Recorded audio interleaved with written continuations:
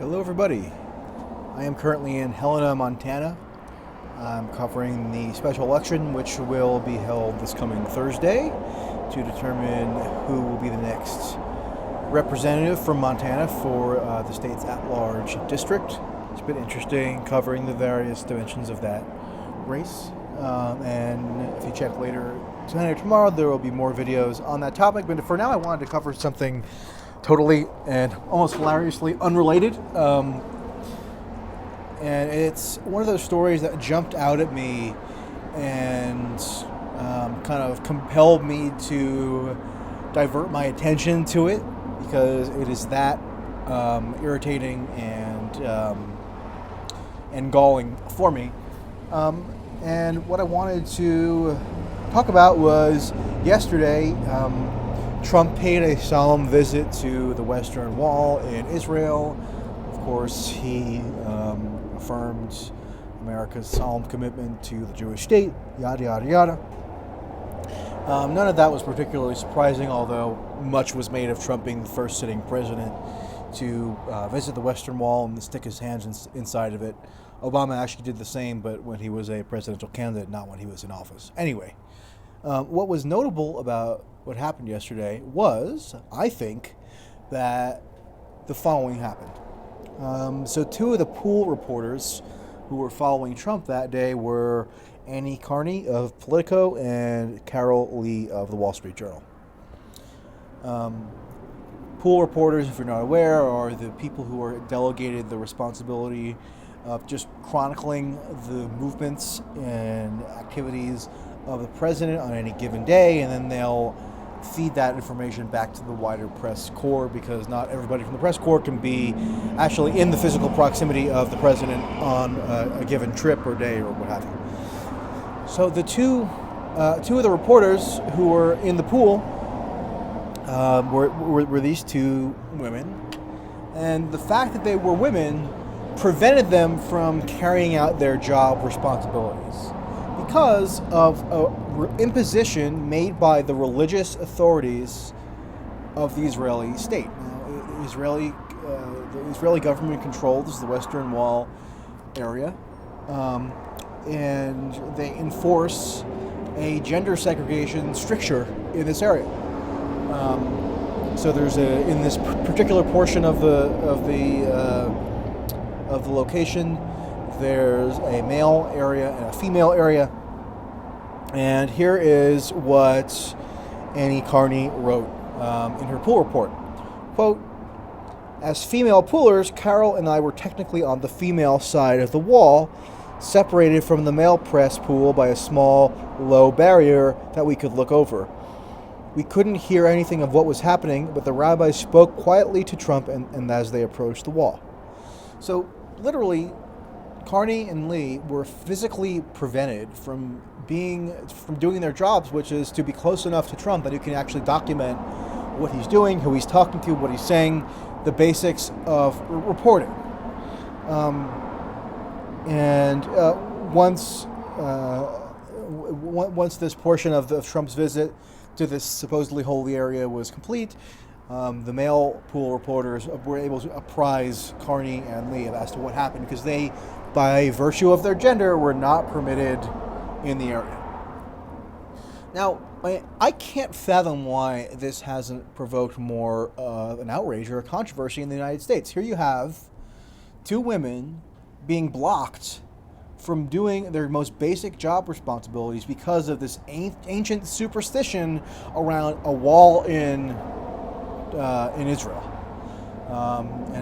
Because a lot of people harbor the superstitious belief that this wall contains some kind of divine presence, that supposedly justifies forcibly segregating males from females, and in this case, inhibiting female reporters from being able to do their jobs.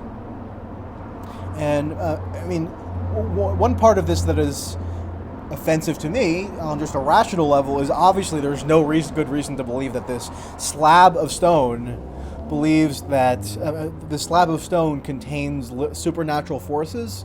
I mean, if you believe that, there's not much I can say to dispel you of that belief. But that on its face is just absolutely preposterous. And the fact that it's such a widespread belief and it's taken for granted that that would just be enforced by state authorities.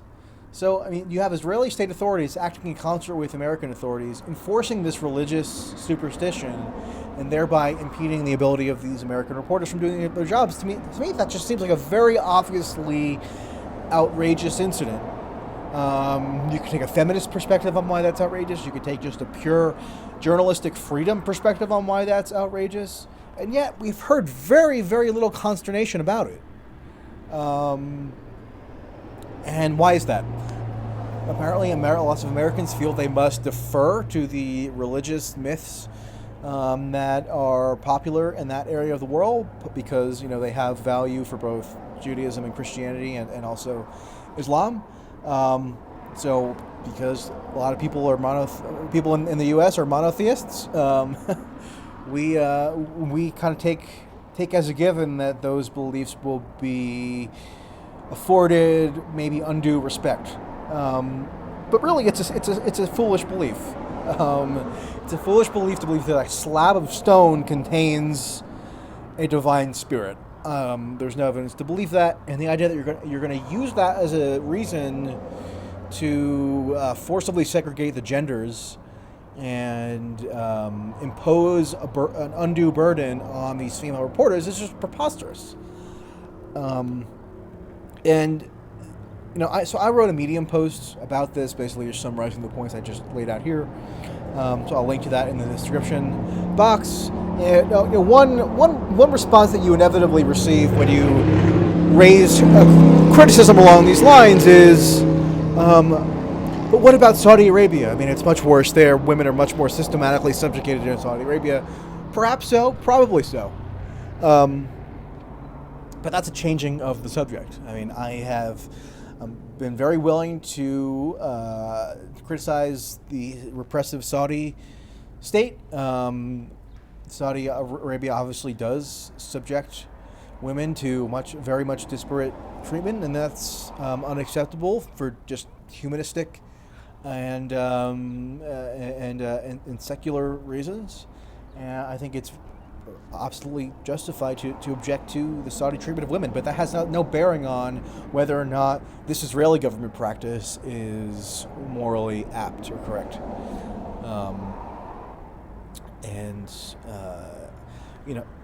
also, Israel is constantly heralded in the West, and especially in the U.S., as this pinnacle of civilizational achievement and of innovation and freedom and so forth. And yet, at the core of the state practice, you have embedded within it this very retrograde, superstitious practice,